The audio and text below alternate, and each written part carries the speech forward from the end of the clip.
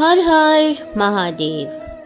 ये मे मतमिदं नित्यं, ये मे मतमिदं नित्यम् अनुतिष्ठन्ति मानवाः, अनुतिष्ठन्ति मानवाः श्रद्धावन्तो अनुसूयन्तो, श्रद्धावन्तो अनुसूयन्तो मुच्यन्ते ते अपि कर्मभिः, मुच्यन्ते ते अपि कर्मभिः।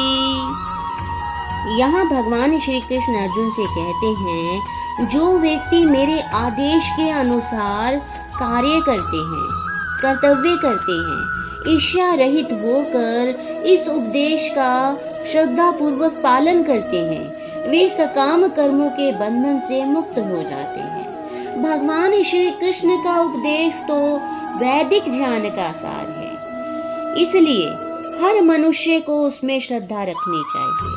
किंतु ऐसे व्यक्ति जो श्री कृष्ण में श्रद्धा नहीं रखते, वे कभी भी सकाम कर्मों के बंधन से मुक्त नहीं हो सकते। एक सामान्य पुरुष भगवान के इन आदेशों में दृढ़ विश्वास करके कर्म नियम के बंधन से मुक्त हो जाता है, भले ही वह इन आदेशों का ठीक से पालन भी ना कर पाए।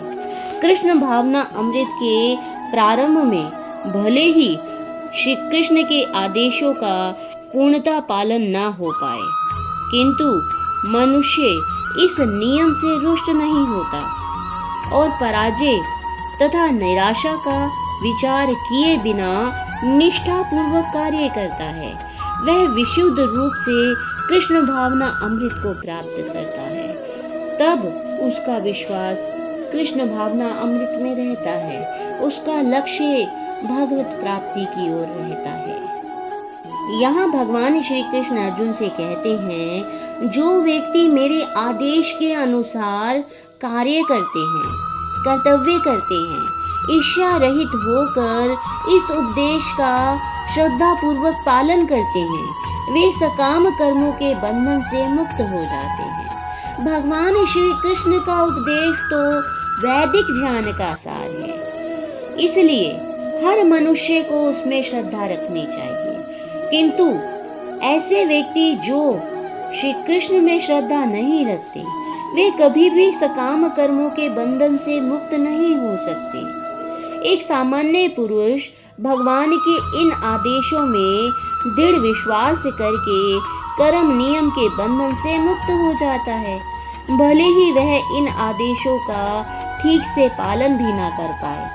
कृष्ण भावना अमृत के प्रारंभ में भले ही श्री कृष्ण के आदेशों का पूर्णतः पालन ना हो पाए, किंतु मनुष्य इस नियम से रुष्ट नहीं होता और पराजय तथा निराशा का विचार किए बिना निष्ठापूर्वक कार्य करता है। वह विशुद्ध रूप से कृष्ण भावना अमृत को प्राप्त करता है। तब उसका विश्वास कृष्ण भावना अमृत में रहता है, उसका लक्ष्य भगवत प्राप्ति की ओर रहता है।